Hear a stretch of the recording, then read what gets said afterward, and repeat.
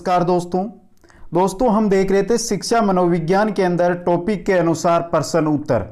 आज का जो हमारा टॉपिक रहेगा वो रहेगा चिंतन। दोस्तों चिंतन से संबंधित जो भी महत्वपूर्ण प्रश्न बनते हैं दोस्तों वो इस वीडियो के अंदर मैं लेकर आऊंगा और क्वेश्चनों की संख्या रहेगी आपके वो रहेगी दोस्तों 45।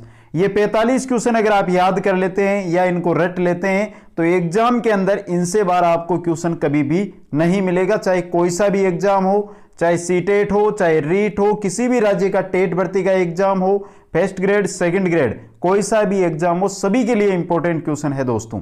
इसलिए अंत तक मेरे साथ ये वीडियो आप जरूर देखें। आप सभी का मैं स्वागत करता हूं YouTube channel Kuchaman online classes पर। चैनल को सब्सक्राइब करें, वीडियो को लाइक और शेयर जरूर करें। चलते हैं दोस्तों क्वेश्चनों की ओर। पहला क्वेश्चन आ चुका है स्क्रीन पे दोस्तों। चिंतनशील सोच की चर्चा इनमें से किसने प्रस्तुत की? जो चिंतनशील सोच है उसकी चर्चा इनमें से किसने प्रस्तुत की थी दोस्तों? इंपॉर्टेंट क्वेश्चन है दोस्तों पहला ही, और बहुत बार एग्जाम के अंदर यह क्वेश्चन आ चुका है। सही आंसर आपका रहेगा वो रहेगा ऑप्शन नंबर 4 जॉन डीवी ने। तो चिंतनशील सोच है इसकी चर्चा किसने प्रस्तुत की थी? जॉन डीवी ने। नेक्स्ट क्वेश्चन है ग्राहम वाल्स ने सृजनात्मक चिंतन का प्रथम चरण किसे माना है? सृजनात्मक चिंतन की बात हो रही है। सृजनात्मक चिंतन का प्रथम चरण ग्राहम वाल्स ने किसको माना था दोस्तों? उपक्रम को, उद्भवन को, मूल्यांकन को या उष्मादेना को? इंपॉर्टेंट क्वेश्चन मित्रों, हर एक क्वेश्चन जो लेकर आया हूं इंपॉर्टेंट है और सभी क्वेश्चन है जो गत परीक्षाओं में पूछे भी जा चुके हैं। ऑप्शन 1 आपका यहां पे सही रहेगा। ग्राहम वाल्स ने सृजनात्मक चिंतन का प्रथम चरण माना था वो था उपक्रम दोस्तों। चलते हैं नेक्स्ट क्वेश्चन की ओर। चिंतन क्या है? बहुत अच्छा क्वेश्चन आया है। चिंतन है क्या दोस्तों? Important question.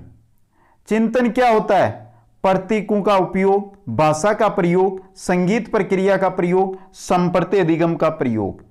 दोस्तों प्रतीकों का प्रयोग या प्रतीकों का उपयोग ही चिंतन होता है। 1 नंबर ऑप्शन आपका यहां पे सही रहेगा। नेक्स्ट क्वेश्चन में चलते हैं। नेक्स्ट क्वेश्चन है आपका दोस्तों, चिंतन मानसिक क्रिया का एक ज्ञानात्मक पहलू है। उक्त कथन किस मनोवैज्ञानिक का है? चिंतन है जो मानसिक क्रिया का एक ज्ञानात्मक पहलू है। चिंतन मानसिक क्रिया का एक ज्ञानात्मक पहलू है। यह किसने कहा था? J.S. रोस ने। ऑप्शन 3 नंबर आपका यहां पे सही रहेगा। नेक्स्ट क्वेश्चन में चलते हैं। समस्या का ज्ञान तथा समस्या का समाधान ही चिंतन है। संबंधित कथन किसका है? जो कथन है दोस्तों ये एग्जाम में बहुत इंपॉर्टेंट रहते हैं, तो कथनों को एक बार ध्यान से समझ लें। समस्या का ज्ञान तथा समस्या का समाधान ही चिंतन है। यह किसने कहा था? मर्सेल ने कहा था। 1 नंबर ऑप्शन यहां पे आपका सही रहेगा। नेक्स्ट क्वेश्चन में चलते हैं। चिंतन अनिवार्य रूप से एक संज्ञानात्मक गतिविधि है दोस्तों। Important question. 5वां और 6वां क्वेश्चन बहुत ही इंपॉर्टेंट है एग्जाम की दृष्टि से। तो समस्या का ज्ञान तथा समस्या का समाधान ही चिंतन है, यह मर्सेल ने कहा था, और चिंतन अनिवार्य रूप से एक संज्ञानात्मक गतिविधि है। नेक्स्ट क्वेश्चन में चलते हैं। मान लीजिए कि आप शिक्षा बोर्ड अध्यक्ष हैं। आप अपने आप विद्यालयों की शिक्षा में गुणवत्ता सुधार करने के लिए क्या योजना बनाएंगे? ऑप्शन देखिए, निम्न स्तरीय अभिसारी चिंतन, उच्च स्तरीय अभिसारी चिंतन, निम्न स्तरीय अपसारी चिंतन, उच्च स्तरीय अपसारी चिंतन। दोस्तों आप बोर्ड अध्यक्ष हैं, आप जो विद्यालय है उनकी शिक्षा में गुणवत्ता सुधार के लिए योजना बनाएंगे, तो उसमें कौन सा चिंतन आप प्रयोग करेंगे दोस्तों? उच्च स्तरीय अपसारी चिंतन। इंपॉर्टेंट क्वेश्चन दोस्तों, ये भी इंपॉर्टेंट क्वेश्चन है दोस्तों। नेक्स्ट क्वेश्चन में चलते हैं। चिंतन शक्ति के विकास की प्रक्रिया में कौन सा कथन गलत है? जो चिंतन शक्ति के विकास की प्रक्रिया है उसमें इनमें से कौन सा कथन है वो गलत है दोस्तों? ऑप्शन समझिए दोस्तों, क्योंकि चारों ऑप्शन पढ़ना जरूरी है इस क्वेश्चन का। ज्ञान तथा अनुभव की यथेष्टता, यथेष्ट अभिप्रेरणा, यथेष्ट स्वतंत्रता एवं लचीलापन, कम बुद्धि विज्ञान। तो दोस्तों चिंतन शक्ति की विकास की बात कर रहे हैं तो कम बुद्धि की तो बात होनी ही नहीं चाहिए वहां पर। तो 4 नंबर ऑप्शन आपका यहां पे गलत है या सही रहेगा, यहां पे 4 नंबर ऑप्शन और ये गलत कथन है। नेक्स्ट क्वेश्चन में चलते हैं। नेक्स्ट क्वेश्चन है दोस्तों हमारा, सर्जनात्मक चिंतन सदैव होता है विनाशकारी, रचनात्मक, अभिसारी, एक तरफ। बहुत अच्छा क्वेश्चन है। जो सर्जनात्मक चिंतन होता है दोस्तों वो हमेशा कैसा होता है, वो हमेशा रचनात्मक होता है। 2 नंबर ऑप्शन आपका यहां पे सही रहेगा। चिंतन की प्रक्रिया में सबसे कम महत्वपूर्ण क्या है? जो चिंतन की प्रक्रिया होती है उसमें चित्र है, प्रतीक है, भाषा है या मांसपेशीय क्रियाएं। सही ऑप्शन 4 नंबर ऑप्शन। जो चिंतन की प्रक्रिया होती है उसमें सबसे कम महत्वपूर्ण मांसपेशीय क्रिया होती है दोस्तों। नेक्स्ट क्वेश्चन की ओर चलते हैं। कूट वाला क्वेश्चन आया दोस्तों, बहुत अच्छा क्वेश्चन है ये भी। चिंतन के सूचना प्रक्रमण का सही क्रम है, कौन सा क्रम सही है आपको यहां पर यह बताना है दोस्तों। ऑप्शन देखिए, 4 ऑप्शन दिए गए हैं आपको, वो कौन कौन से हैं वो देखते हैं।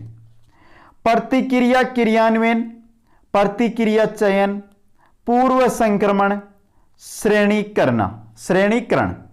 अब दोस्तों यहां पे इनका सही क्रम है वो आपको पता करना है। तो देखते हैं सही क्रम। सबसे पहले आएगा आपका पूर्व संक्रमण 1 नंबर पे, 2 नंबर पे आएगा श्रेणीकरण, 3 नंबर पर आएगा प्रतिक्रिया चयन और 4 नंबर पर आएगा आपका प्रतिक्रिया क्रियान्वयन। 3, 4, 2, 1 ऑप्शन देखते हैं कौन सा सही है हमारा। 2 नंबर ऑप्शन यहां पे सही रहेगा। नेक्स्ट क्वेश्चन में चलते हैं। कौन सा कथन चिंतन के विषय में गलत है? ऑप्शन है इनमें से कौन सा कथन है जो चिंतन के विषय में गलत है? तो सही ऑप्शन रहेगा 4 नंबर, चिंतन और भाषा संबंधित है। यह चिंतन के विषय में गलत है दोस्तों, चिंतन और भाषा संबंधित होते हैं दोस्तों। नेक्स्ट क्वेश्चन में चलते हैं। राम 6 वर्षीय बालक है जो यह सोचता है कि जब माता पिता बाजार से आएंगे तो उसके लिए खिलौने लाएंगे। राम किस चिंतन का काम में लेता है? राम है वो किस चिंतन को काम में लेता है दोस्तों? प्रत्यक्षात्मक चिंतन को। 2 नंबर ऑप्शन आपका यहां पे सही रहेगा। इंपॉर्टेंट क्वेश्चन है ये भी। नेक्स्ट क्वेश्चन में चलते हैं। नेक्स्ट क्वेश्चन है, सर्जनशील बालकों में कौन सा चिंतन पाया जाता है? जो सर्जनशील बालक होते हैं उनके अंदर कौन सा चिंतन है वो पाया जाता है? कौन सा पाया जाता है दोस्तों? अपसारी चिंतन। Important question. नेक्स्ट क्वेश्चन है, जॉन डीवी ने विचारात्मक चिंतन किसे कहा है? जॉन डीवी ने विचारात्मक चिंतन कहा है तार्किक चिंतन को। इंपॉर्टेंट क्वेश्चन है ये भी, दोनों ही इंपॉर्टेंट क्वेश्चन है दोस्तों। ये सर्जनशील बालकों में अपसारी चिंतन, जॉन डीवी ने विचारात्मक चिंतन तार्किक चिंतन को कहा है। नेक्स्ट क्वेश्चन में चलते हैं। वह चिंतन जिसमें मौलिकता और जिज्ञासा प्रवृत्ति को अधिक महत्व दिया जाता है, कौन सा चिंतन है दोस्तों? जिज्ञासा या मौलिक प्रवृत्ति, मौलिकता को अधिक महत्व है, मतलब सर्जनशील बालक होते हैं वो। तो सही रहेगा आपका अपसारी चिंतन। 2 नंबर ऑप्शन यहां पे सही रहेगा। निम्न में से चिंतन से संबंधित नहीं है, कौन है जो चिंतन से संबंधित नहीं है दोस्तों? देखते हैं ऑप्शन। आत्म केंद्रित होता है, संजीवतावाद होता है, यथार्थवाद होता है, आदर्शवाद नहीं होता है। तो चिंतन से संबंधित कौन नहीं है? आदर्शवाद। 4 नंबर ऑप्शन आपका सही रहेगा। इंपॉर्टेंट क्वेश्चन है ये। नेक्स्ट क्वेश्चन में चलते हैं। सर्जनशील बालकों के लिए कौन सी विधि सबसे अच्छी है? जो सर्जनशील बालक होते हैं उनके लिए सबसे अच्छी विधि कौन सी है? मस्तिष्क उद्वेलन विधि।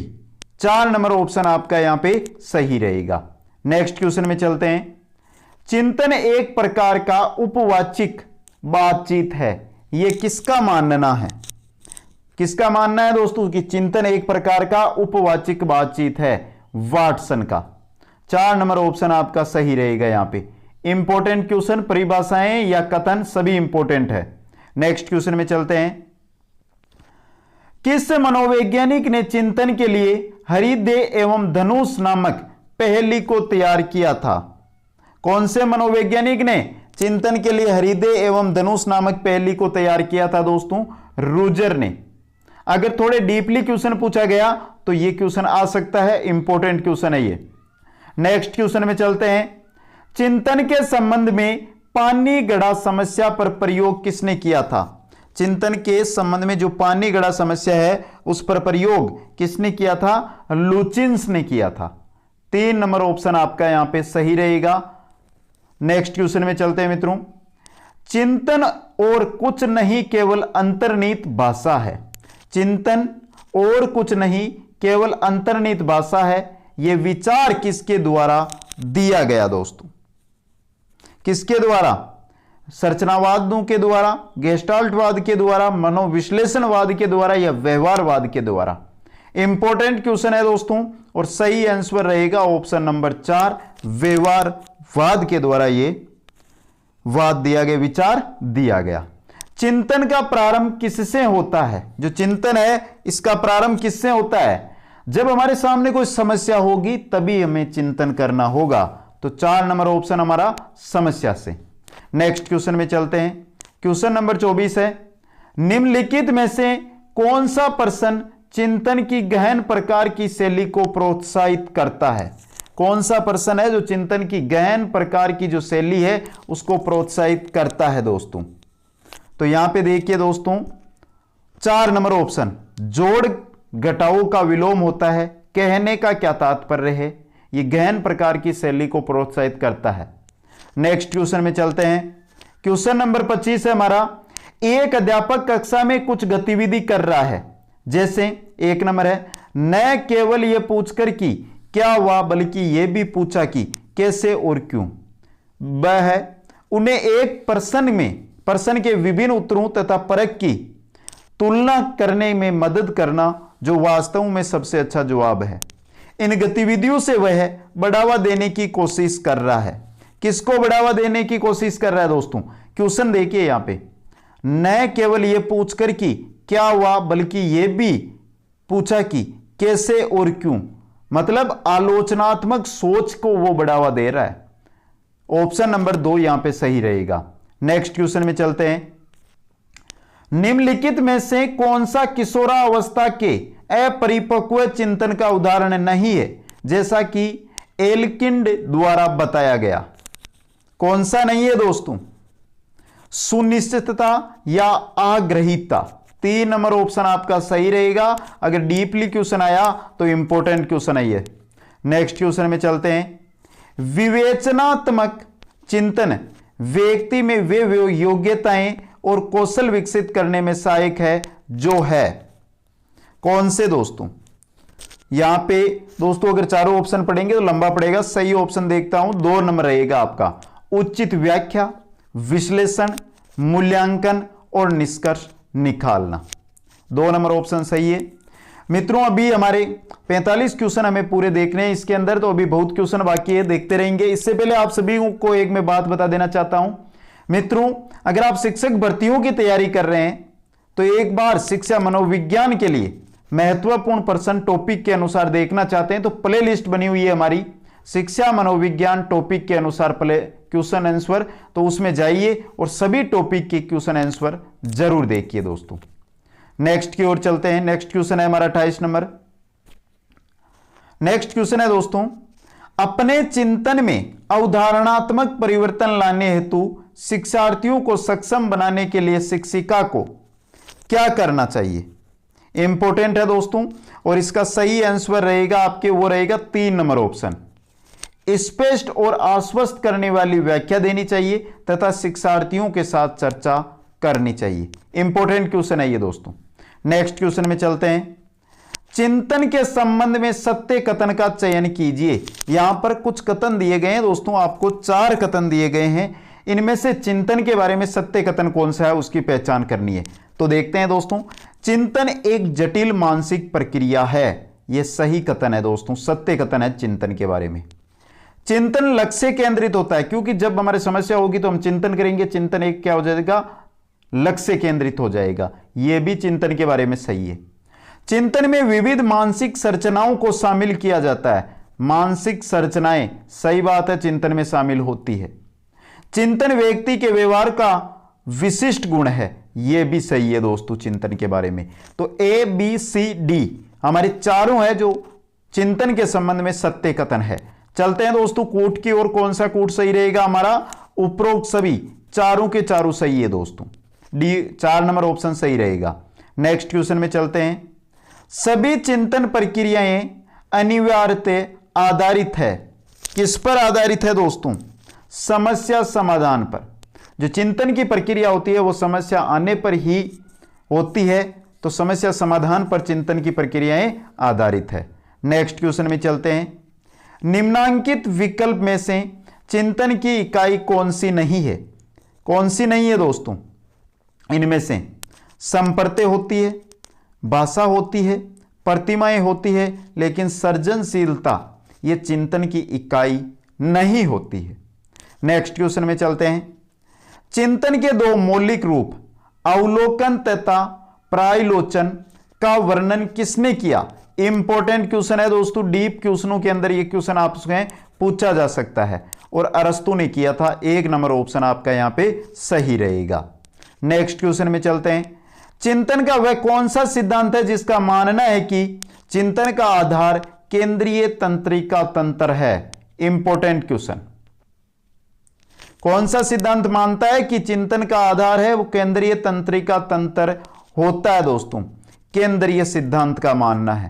1 नंबर ऑप्शन आपका यहां पे सही रहेगा। नेक्स्ट क्वेश्चन में चलते हैं। चिंतन का वह कौन सा सिद्धांत है जिसका मानना है कि चिंतन प्रक्रिया में मानसिक और शारीरिक दोनों प्रक्रियाओं को शामिल किया जाता है? कौन सा सिद्धांत मानता है चिंतन का कि जो चिंतन प्रक्रिया है उसमें मानसिक और शारीरिक दोनों प्रक्रियाएं हैं वो शामिल होती है? परिधीय सिद्धांत के अंदर। इंपॉर्टेंट क्वेश्चन है मित्रों, ये भी ऑप्शन 2 आपका सही रहेगा। नेक्स्ट क्वेश्चन में चलते हैं। राम 10 वर्षीय बालक है जो निश्चित तथ्यों के आधार पर निश्चित निष्कर्ष तक पहुंच जाता है। राम किस चिंतन का प्रयोग कर रहा है? राम क्या कर रहा है कि निश्चित तथ्य है उनके आधार पर अपने निश्चित निष्कर्ष है उस तक पहुंच जाता है, मतलब राम यथार्थवादी चिंतन का प्रयोग कर रहा है। 1 नंबर ऑप्शन आपका सही रहेगा। इंपॉर्टेंट क्वेश्चन है, राम की जगह श्याम आ सकता है लेकिन क्वेश्चन यही आ सकता है। नेक्स्ट क्वेश्चन में चलते हैं। जब कोई बालक दिए गए तथ्यों के गुण दोष तथा सही व गलत होने का पता लगाता है तो किस चिंतन को काम में ले रहा होता है? कोई बालक है जो चिंतन के गुण दोष या गलत या सही इनका पता लगाता है, मतलब वो आलोचनात्मक चिंतन को काम में ले रहा है। 3 नंबर ऑप्शन आपका यहां पे सही रहेगा। नेक्स्ट क्वेश्चन में चलते हैं। महेश रीट परीक्षा में उत्तीर्ण होकर के अध्यापक पद को प्राप्त करना चाहता है, अतः महेश ने अपना संपूर्ण ध्यान रीट परीक्षा पर केंद्रित किया तथा रीट के संबंध में ही गहन और जटिल चिंतन को काम में लिया है। यह प्रक्रिया कौन सी है? इंपॉर्टेंट क्वेश्चन है दोस्तों, रीट अभ्यर्थियों के लिए जो राजस्थान टेट की तैयारी कर रहे हैं उनके लिए इंपॉर्टेंट क्वेश्चन है। सही ऑप्शन जो महेश है वो तार्किक चिंतन का प्रयोग कर रहा है, ऑप्शन 1 सही रहेगा। नेक्स्ट क्वेश्चन में चलते हैं। प्रकाश 10 वर्षीय बालक है जो लॉकडाउन में घर की टूटी फूटी और पुरानी वस्तुओं से नई वस्तुओं का निर्माण कर रहा है। प्रकाश किस चिंतन को काम में ले रहा है? प्रकाश कौन से चिंतन को है जो काम में ले रहा है दोस्तों? अपसारी चिंतन को। 4 नंबर ऑप्शन आपका यहां पे सही रहेगा। नेक्स्ट क्वेश्चन में चलते हैं। जब कोई व्यक्ति अपने संवेगों और संवेदनाओं को अभिव्यक्त करता है तो एडवर्ड डी बोनो के अनुसार किस टोप को काम में ले रहा है? इंपॉर्टेंट क्वेश्चन है दोस्तों। ये व्यक्ति है वो संवेग और संवेदनाओं को अभिव्यक्त कर रहा है, मतलब क्या हुआ? लाल टोप को वो एडवर्ड डी बोनो के अनुसार वो लाल टोप को काम में ले रहा है। नेक्स्ट क्वेश्चन में चलते हैं। प्रत्येक माता पिता यही चाहते हैं कि उनकी संतान जीवन में सफलता को प्राप्त करें और माता पिता का नाम रोशन करें। एडवर्ड डी बोने के अनुसार अभिभावक किस टोप को काम में ले रहे हैं? यहां पे समझिए दोस्तों, यहां पे माता पिता चाह रहे हैं कि जो उनकी संतान है वो जीवन में सफलता प्राप्त करें, उनका नाम रोशन करें, मतलब वो नीला टॉप है उसको काम में ले रहे हैं। नेक्स्ट क्वेश्चन में चलते हैं। गिलफोर्ड के अनुसार अपसारी चिंतन में क्या शामिल नहीं है? जो अपसारी चिंतन होता है उसमें इनमें से क्या शामिल नहीं है दोस्तों? धारा प्रवाह शामिल है, मौलिकता शामिल है, लचीलापन शामिल है, क्योंकि लचीलापन और मौलिकता का हमने पहले भी एक क्वेश्चन देख लिया है। लेकिन समायोजन यह अपसारी चिंतन में शामिल नहीं होता है, तो यहां पे आपका 4 नंबर ऑप्शन सही रहेगा। नेक्स्ट क्वेश्चन देखते हैं, क्वेश्चन नंबर 42 है हमारा। सृजनात्मक चिंतन को जे.एस. ब्रुनर ने किस नाम से संबोधित किया था? सृजनात्मक चिंतन को जे.एस. ब्रुनर की बात हो रही है कि जे.एस. ब्रुनर ने किस नाम से संबोधित किया था? यहां पे बहुत सारे साथी है जो कंफ्यूज हो जाएंगे। बात ब्रुनर की हो रही है, प्रभावी आश्चर्य, ऑप्शन 3 आपका सही रहेगा। नेक्स्ट क्वेश्चन में चलते हैं। एडवर्ड डी बोनो ने गिलफोर्ड के अपसारी चिंतन को किस नाम से संबोधित किया था? अब बात हो रही है बोनो की। बोनो ने जो गिलफोर्ड का अपसारी चिंतन है उसको किस नाम से संबोधित किया था? पार्श्विक चिंतन के नाम से। 1 नंबर ऑप्शन आपका सही रहेगा। इंपॉर्टेंट क्वेश्चन है ये। नेक्स्ट क्वेश्चन में चलते हैं। मोहन श्रृंखला पर आधारित प्रश्नों के उत्तर तुरंत और सही देता है। गिलफोर्ड के अनुसार मोहन किस चिंतन को काम में ले रहा है? श्रृंखला पर आधारित प्रश्न है, उनके तुरंत उत्तर देता है, सही उत्तर देता है। तो गिलफोर्ड के अनुसार मोहन किस चिंतन को काम में ले रहा है दोस्तों? अभिसारी चिंतन को। 4 नंबर ऑप्शन आपका यहां पे सही रहेगा। और चलते हैं मित्रों चिंतन से रिलेटेड हमारे अंतिम क्वेश्चन की ओर। चिंतन का वह रूप कौन सा है जिसमें समान परिस्थितियों में समान व्यवहार को लागू करने की कोशिश की ही जाती है? कौन सा प्रकार है जिसमें समान परिस्थितियों में समान व्यवहार को लागू करने की कोशिश की जाए? कौन सा चिंतन है दोस्तों? वो है हमारा प्रत्यक्षात्मक चिंतन। 4 नंबर ऑप्शन आपका यहां पे सही रहेगा। तो एक बार मित्रों कमेंट करके बताइए कि 45 क्वेश्चनों में से आपने कितने क्वेश्चन है वो सही किए। कैसे लगे आपको ये क्वेश्चन? अगर अच्छे लगे हैं, पसंद आए हैं, तो अपने मित्रों के पास शेयर जरूर कर देना, वीडियो को लाइक करना और चैनल को अभी तक सब्सक्राइब नहीं किया है तो सब्सक्राइब जरूर करना। आप सभी को बहुत बहुत धन्यवाद।